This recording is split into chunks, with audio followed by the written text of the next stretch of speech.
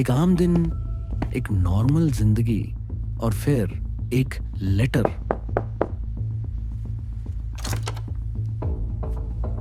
मेनका गांधी के पास एक नोटिस आता है गवर्नमेंट ऑफ इंडिया की तरफ से। उनका पासपोर्ट पब्लिक इंटरेस्ट के नाम पर इंपाउंड कर लिया गया था। मेरा पासपोर्ट क्यों? कोई रीजन नहीं, कोई एक्सप्लेनेशन नहीं, बस एक लाइन, पब्लिक इंटरेस्ट। ये सिर्फ ट्रैवल का सवाल नहीं था, ये सवाल था फ्रीडम का, पर्सनल लिबर्टी का। मेनका गांधी इस डिसीजन को चैलेंज करती है सुप्रीम कोर्ट में और यहीं से शुरू होती है Maneka Gandhi versus union of India 1978। पर इस कहानी की जड़ें थोड़ी और गहरी थी।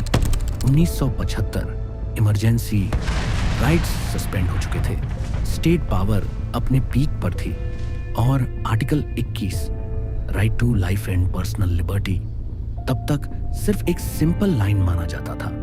प्रोसीजर एस्टैब्लिश्ड बाय लॉ, मतलब अगर लॉ फॉलो हो रहा है तो लिबर्टी ले सकते हो, लॉ है तो सब वैलिड है। पर अब सवाल बदल चुका था, क्या कोई भी लॉ फेयर होना जरूरी है?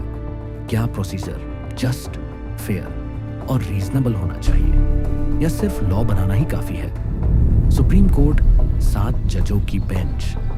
आर्ग्यूमेंट्स शुरू होते हैं। माय लॉर्ड्स, प्रोसीजर आर्बिट्री नहीं हो सकता, लेकिन माय लॉर्ड्स कानून फॉलो किया गया है। सवाल अब सिर्फ पासपोर्ट का नहीं था, सवाल था स्टेट की पावर बनाम इंडिविजुअल की फ्रीडम।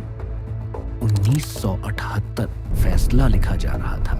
कोर्ट ने कहा आर्टिकल 21 सिर्फ एक फॉर्मल लाइन नहीं है, प्रोसीजर एस्टैब्लिश्ड बाय लॉ, मतलब कोई भी प्रोसीजर नहीं, वह प्रोसीजर फेयर होना चाहिए, जस्ट होना चाहिए, रीजनेबल होना चाहिए।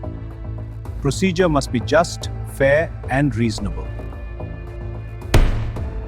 और सिर्फ आर्टिकल 21 नहीं, आर्टिकल 14 इक्वालिटी, आर्टिकल 19 फ्रीडम्स, सब एक साथ पढ़े जाएंगे। एक इंटरकनेक्टेड सिस्टम जहां स्टेट आर्बिट्ररी डिसीजन नहीं ले सकता। ये जजमेंट आर्टिकल 21 को एक नई जिंदगी देता है। अब लिबर्टी का मतलब सिर्फ सरवाइव करना नहीं, बल्कि डिग्निटी के साथ जीना है। एक पासपोर्ट से शुरू हुई कहानी एक प्रिंसिपल पर खत्म होती है। स्टेट पावरफुल है, पर इंडिविजुअल की फ्रीडम उससे भी ज्यादा इंपॉर्टेंट है। मेनका गांधी केस 1978, जहां पहली बार प्रोसीजर को भी इंसानियत से जोड़ा गया। हर सिस्टम को कंट्रोल चाहिए, पर हर कंट्रोल को फेयर होना जरूरी है।